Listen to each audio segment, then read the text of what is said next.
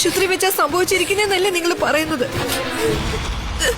ഇങ്ങനെ ആശുപത്രി വെച്ച് ഇതൊക്കെ നടക്കുവോ?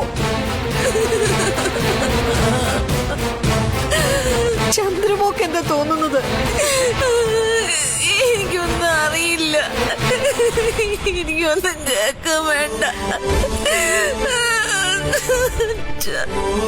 നഷ്ടപ്പെട്ടത് എനിക്കല്ലേ. ഇങ്ങനെ മരിച്ചതാണെങ്കിലും പോയാണ് തിരിച്ചു വരാനൊന്നും പോകുന്നില്ലല്ലോ.